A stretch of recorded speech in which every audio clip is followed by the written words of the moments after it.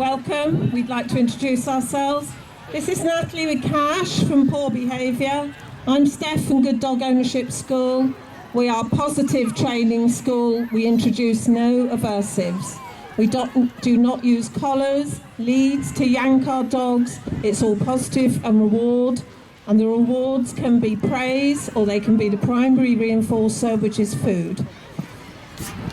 These food rewards don't have to stay forever. They can go random, intermittent, and then jackpot rewards for something the dog does absolutely fantastic, like a recall away from squirrels or something. So you do not have to stay on these food rewards. Right. This is a cool coat, which has been taken off now. These are wet coats to keep particularly black dogs, which get quite hot, short-haired dogs. Okay?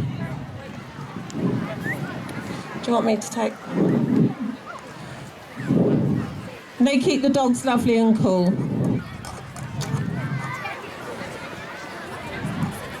First of all, Nat and Cash will be doing a warm-up walk, which is something you should do before agility or any ball throwing. Even if you're taking your dog out in the morning and throwing a ball, do a little bit of warm-up work. This is just to let the dog settle and see where he is. The same as if you go to a puppy class. You would not expect to just get out of a car, take your puppy into a class full of other dogs if you're late, and expect no reaction. This is a rescue dog. He's very sound sensitive. He's noise sensitive as well. Right, this is a warm-up walk, okay? Right, this is not robotic obedience like you see at Crufts. This is puppy life skills, dog skills, so that you can work your dogs every day, your dog in real life. This is not just having your dog walking round and round in circles, doing sits and downs on command, and doing what we call robotic obedience. This is to train you to have a dog that is useful as a companion, enjoyable as a companion, nice to take out for a walk. Right, we're going to start with a smile, loose lead. So he's just going to walk round with his lead in a nice smile. If he goes off in another direction, Natalie will stop and use her hand target to get him back. Like food, drink, and just a hand target to bring him back. There is no yanking and cranking on leads and collars. There is no aversion used with these dogs that come to our clubs. This is called the positive training method. We're both members of the Pet Professional Guild. Aversion is not well thought of nowadays. There's no pushing dogs into sits. There's no pushing dogs into downs. It's all done by hand target work and rewards.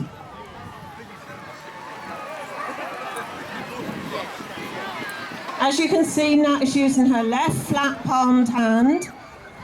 This is a touch signal. The right hand can be used as well, as long as the dog has been taught to respond to the right and left hand. We're incorporating some nice turns, a couple of left turns, nice and neat.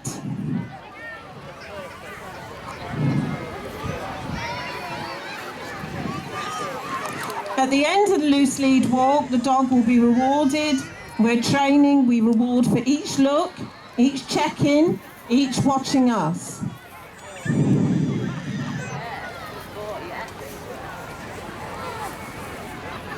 Right, we're going to put in some sits, okay? Dog and handler forward.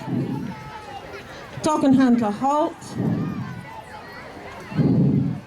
Good boy. Would you like to show everyone the signal for a sit? Okay, now this comes from, that's a hand target touch, yeah, he's showing off now.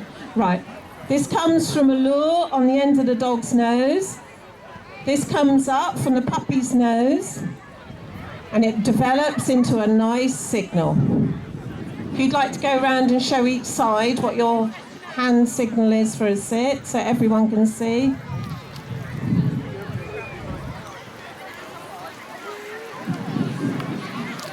Okay, some of the gun dog people will use sit up, and we still use the same sort of type of signal.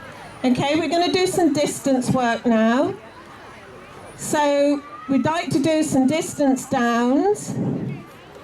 This is dropping the dog into a down from a distance. Please note your signal.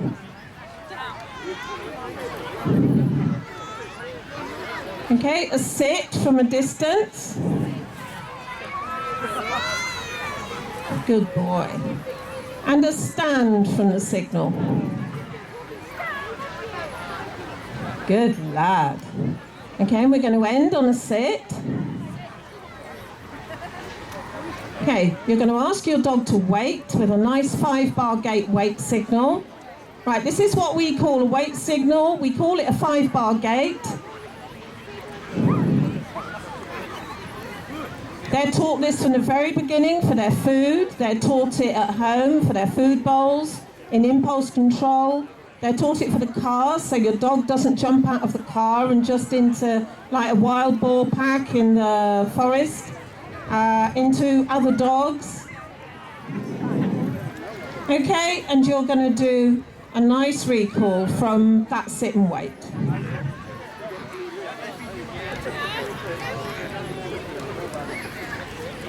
Okay, there's a sit in front. The finish will be a hand target. Okay, no need to use the lead or the collar to yank him round. He's just following a lovely hand target. He says there's ants underneath me. I swear, Mum, there's ants. Right, would you like to do one the other way? You can do a sit and wait in the other direction.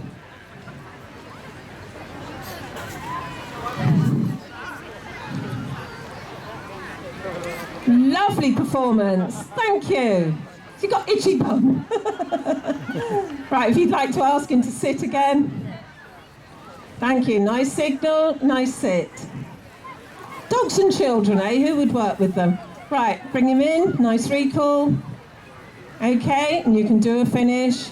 You wouldn't have to do this with an ordinary pet dog, but because Natalie does do some obedience. Okay, right. We walk our dogs usually on the left, and that comes from the old days when you used to have a scabbard on the left. All right, so if you were fighting with the sword, you take it out from the scabbard on the left, and you'd be fighting with your right hand. And it's the same with most of us shoot. If most people shoot right-handed, and the cartridges would drop out on the dog, so the dogs are always taught to sit on the left. Obviously, if you've got a left-hand shoot, you can put your dogs on the right. Right, you're going to end with a little game, and this will include some impulse control.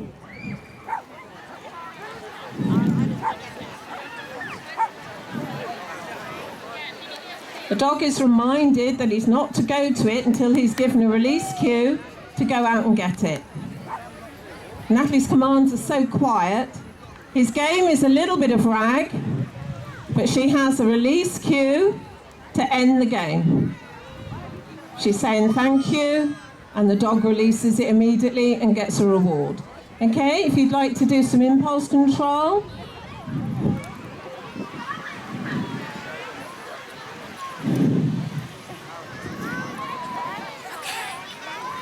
And her release cue is okay, and the dog is sent out to pick it up.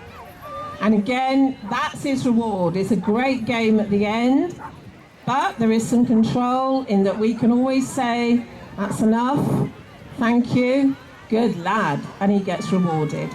Okay, right. We're going to do a retrieve, a bit more formal. If you want to do a sit and wait and a throw out, a straight line retrieve. Right, we're not using a dumbbell today, we're going to use a toy. Right, now this at a club should be taught always from the word hold. You should not just throw it out and tell your dog to go and get it. What you do is you teach a hold, and then it's called back chaining. So you wouldn't expect a dog to bring it from hand by just throwing it out. Some dogs will throw keep away.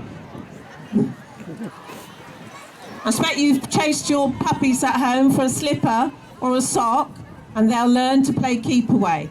Right, the dog is told to sit and wait. He will be told to go out and get this article under control. Yes, good lad. And a nice present, okay? And he's going to be asked to hold it again because he actually didn't present to hand. He actually said, no, I don't want this in my mouth, thank you. It's hot. Blech. I'm going to spit it out on the floor. Okay? This is why it's so important to teach the hold first. Hold the dumbbell from any surface. Hold it off the floor. Hold it off a chair. Hold it off anywhere before you start throwing things out. This is why we see a lot of dogs who don't do their retrieves well at obedience competitions. The other way you can get a toy back is a trade-off. Would you like to show a toy coming back from him with a trade-off? Right, so if you've got a dog at home, you're having a nice little game, he doesn't know the word end or thank you and mine, you can trade it for the treat. Here's the treat, trade off for the treat, good lad, and remove the toy. His reward when he steps back or looks up at your face is to play with the toy again. Everything in our training is reward-based and positive.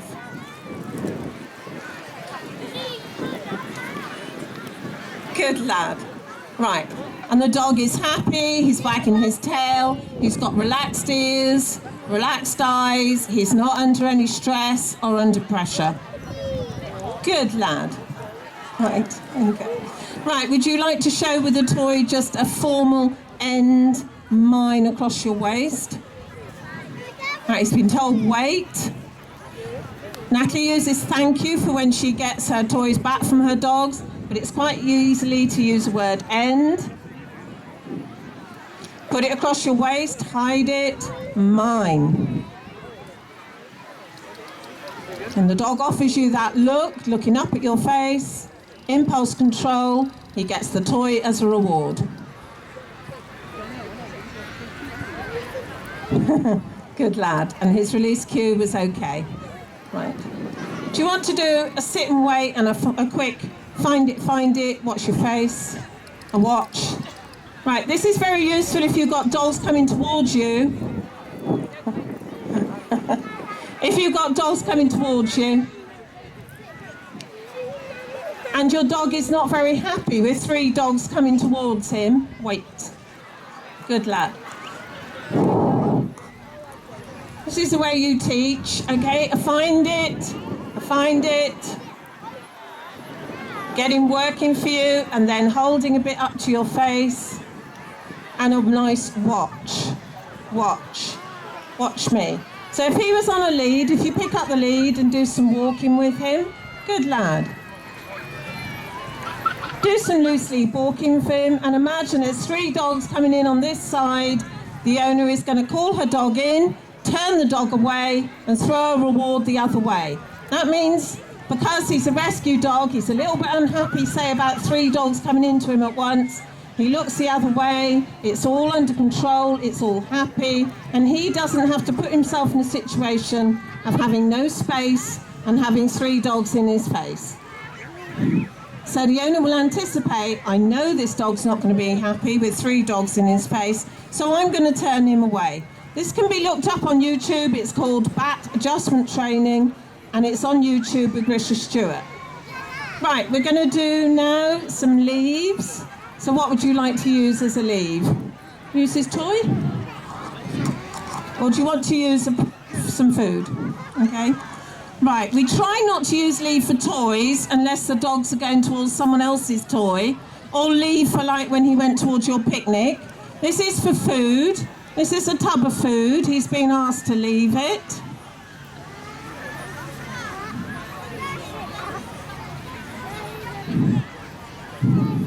Right, so he's going to be walked round, and he isn't going to be allowed to look at it, but he is not going to be allowed to eat out of that tub.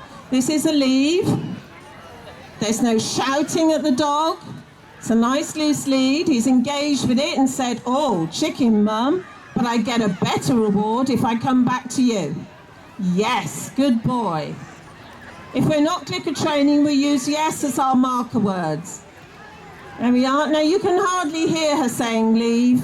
There's no bellowing, there's no shouting. It's just a soft leave. Good boy, and lots of praise.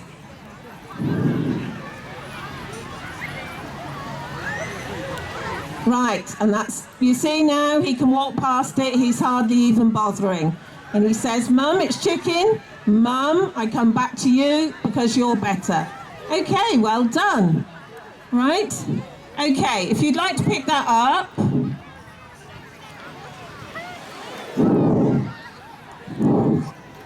And he gets a toy and a release cue and told that he can go play. Leaf, good lad. Right, just bear in mind at home, do not use the same cues for when your puppy's jumping up. Do not use down, because what Natalie's going to show you now is a down. So don't use down for jumping up. Has he had a play? He doesn't, okay, right. Just put him into a down. Right, so when your dog jumps up, lovely, just let him rest. Right, turn him onto his hip because he's laying in a sphinx style, which is not comfortable for obedience because they're actually perched, they will break their stays in that position. So just, he knows the word hip, the cue hip, and he'll turn and lay on his hip. Right, so if your dog jumps up, yeah, no, it might be a bit hot for this, but he knows jump up on cue, and he's allowed to play now. And he might be a bit hot, and he said there was chicken there. I swear there was chicken there. Yes, good boy. The cue for him jumping up is yippee.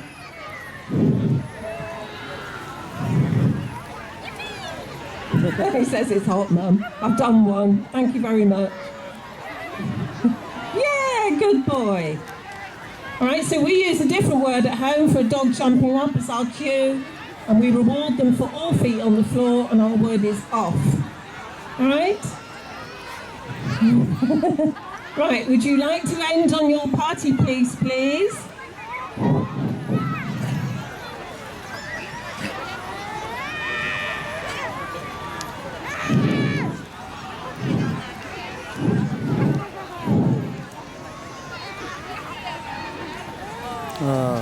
Okay, would you like to give him a round of applause for he's done one bow? Yes, good boy.